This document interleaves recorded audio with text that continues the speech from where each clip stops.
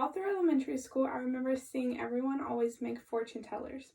I was always the kid that never knew how to make them. I just always hoped I could find somebody who would, make it for me. I always thought that it was a very difficult thing to do when I was in elementary school, but it wasn't until now that I realized it's very simple, and if you work with kids, it's something you should know how to do. All my kids in my daycare class always want Miss Harley to make them a fortune, and it wasn't until probably about a month ago that I sat down and actually tried to learn for them.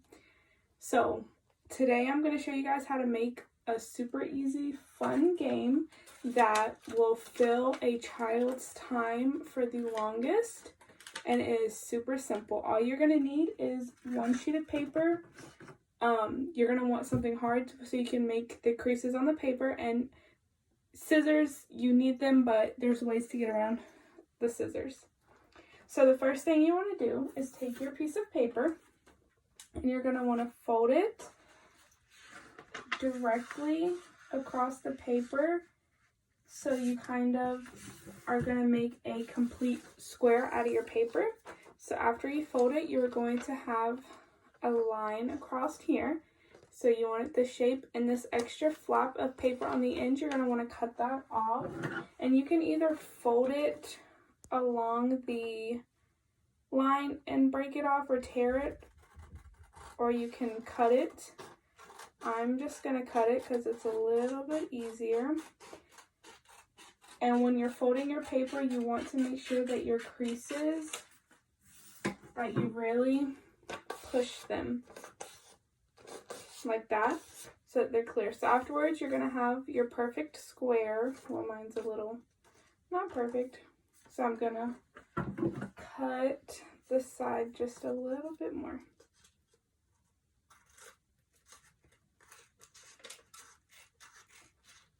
You want all your sides to be even, that way whenever it's time to actually use the fortune for a game, it's easy to move around. So after you have your square cut, you're going to want to unfold it. And you're going to have a perfect crease down the middle, and you're going to want to turn it and completely fold it again the other way. So in your paper, you're going to end up having an X with your creases. So make sure you really crease it. And after I do that one, I like to do the other one again just to make sure that you can really see the X's. So your paper should kind of pop up like that, and you should be able to see your creases along your paper. So after you do that, that's whenever you're going to want to have a hard surface, so you can make sure that you're really folding your paper. And you're going to take each corner, you can start with whatever one you want, and you're going to fold this corner to the center. So you fold it to the center, and then you want to crease it right on the end. And you're going to want to do this, folding it directly to the center with all four corners. You want them all to even up, and you want to make sure that on the bottom, none of the papers on the corners down here, you want to make sure that everything is laying flat and that everything is bent well. And you do that with all four sides. And you're making just a smaller square out of your paper.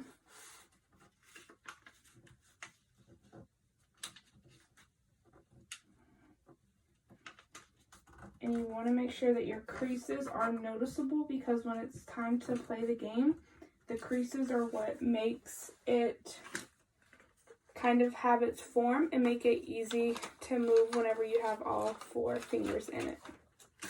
So after you do that, you're going to have this size square now, and you're going to have one side that's all bent in. You want to flip it over to the side that's not already folded, so it's your flat side, and you're going to do the same exact thing you did on the other side, but to this side. So you're going to take each corner, and whenever you do it this way, you have to use a little bit more pressure because you already have the folds on the other side. So you're going to fold this one, take each corner, fold it right to the center, and fold it out. And make those creases. So you're just making another small square. And you put them all to the center and you crease it. And then to the other side. And you want to make sure that right here you're not going over, that you're doing it right at the edge. But it's all going to the center.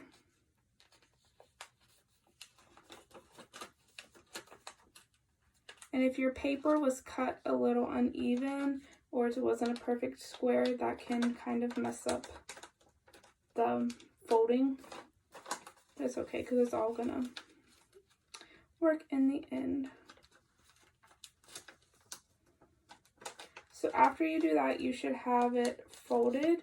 So now both sides, everything is folded. You have flaps on this side and you have flaps on the other side. So you want to take it and you want to fold it where these come out. You want to fold it in half and kind of tuck those in.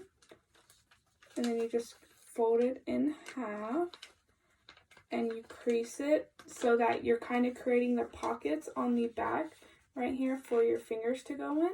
And you're going to want to do it on the other side as well. Now this part can be the tricky part. So then you're going to fold it one more time so that the pockets are on the outside. And now this part I kind of use my hands, my body. You're going to put 2 fingers in this side. You're going to make sure everything's popped out.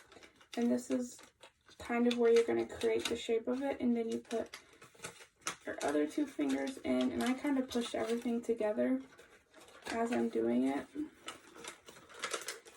And after you push them together, you have your shape. And then it works just like the fortune. And then my kids at school put colors and then the numbers, and then they open them and they kind of they'll do little dares or like funny jokes to tell you after you do it.